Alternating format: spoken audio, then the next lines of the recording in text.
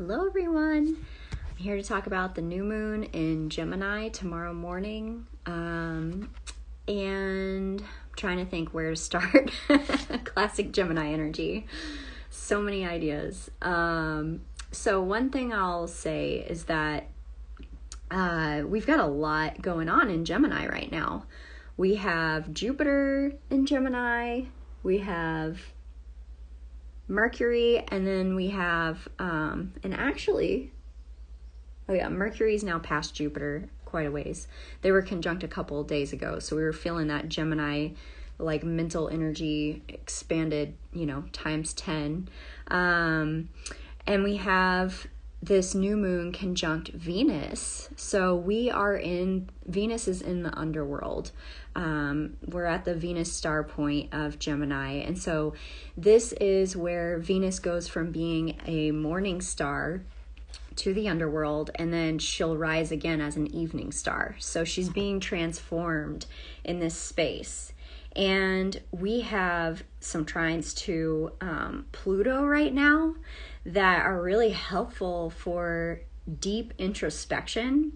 And it feels like this new moon is bringing lots of insights and epiphanies about ourselves, about our relationships, about our values. And I've been reading this book, Moon Phase Astrology by Raven Caldera. And since I'm reading it right now, I thought, I'll look up this new moon in Gemini. And he calls it the little brother's moon, which I love. So it can be this childish energy a little bit, like fun, playful, clever. And I would say the light side of this is like it's a good time to socialize. It's a good time to entertain all your different interests. The little brother is very curious. He's looking under every rock. He's looking for frogs, he just wants to play. And the kind of shadow side of the little brother is he can be a little antagonistic because he may not be that in touch with his emotions. He may not be that emotionally mature yet. So one thing to watch for is just being a little too far removed from your emotions and taking like little digs at people, or sometimes that unconscious energy can just kind of stick their foot in their mouth. That's almost like the Sagittarius energy. But just stay curious. And if people say things to you that feel that way, just stay curious about it. Try not to take anything too seriously. But I will say, during this transit, it feels like a time where we're really seeing beneath the surface of things for ourselves and even in the outer world. But what's kind of cool about this emotional distancing is that it allows us to expand our mind. So it allows us to let go of what's deeply ingrained within us, our preconceived notions and beliefs. And really, and that's kind of what we were coming out of with this last full moon, was letting go of a lot of beliefs. But yeah, that continues. And now it's like we're discovering new things. There's new information coming in, and there might be a lot of information coming in. So I would say just have fun with it. And then if you get overwhelmed, just sit down for a minute and prioritize.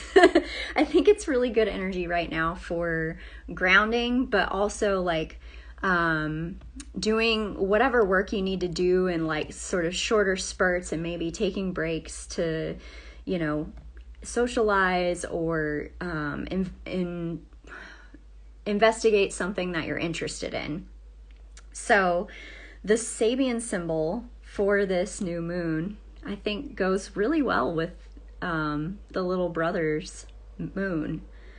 It's the head of health dissolving into the head of mentality. And this is about rational persuasion, recognition of our youthful emotions, and the maturing towards wisdom. So I feel that with this sort of combination of this new moon in Gemini, but conjuncting Venus in the underworld and trining Pluto, there is this maturation. It's like we're realizing these things that are going to take us to the next level of our journey, or the next level of our healing, or the next level of our understanding of ourselves and the world around us. So I'm going to pull a card from my feather deck. I'm just keeping it simple today because I got to go get a little work done before I continue having fun. I've just been like studying every morning. Yeah, and I feel like Jupiter is really helpful too with broadening our horizons in this way, and like taking on all these different studies. Again, the trick is just to try not to get too scattered and to figure out, you know, what to prioritize and realize when you're getting a little overboard with the information. Taking breaks, you know. So what feather messenger wants to come through for this new moon in Gemini? Had to pick feathers since Gemini is air. Ooh, the ostrich. The choice is clear for you now. Follow the wisdom and truth you feel in your heart. I love that. Because I feel like Gemini is always searching for truth. Gemini stays so curious. And with this really deep sort of inward energy of Venus and Pluto, it feels like really going within to see how we feel. And not forgetting to feel either, you know, with all of this mental energy and all this air in the chart. And staying with the heart, because with Gemini, if we're way too in the head, we can't, it's like we can't function properly, or we lose sight of what the real goal is. So it's important to come back to the heart. And I just got this vision of this really big egg. It's like really big ideas are being birthed right now, or incubated. There's some really major breakthroughs that are about to come through. The other thing I forgot to mention is that Sedna is also in Gemini, and Sedna is like this, I forget if she's, I wouldn't call her a planet. I feel like she's an object way out past the Kuiper Belt. She's way out there. And she's all about creating from tragedy and loss, and also the depths of the ocean. And there's so much to discover in the ocean.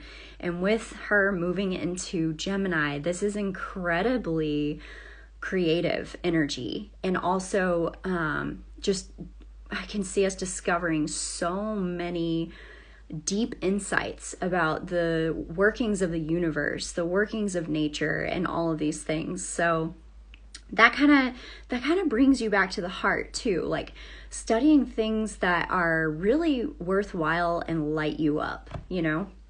So I hope you guys are having a wonderful new moon, and I'll see you later.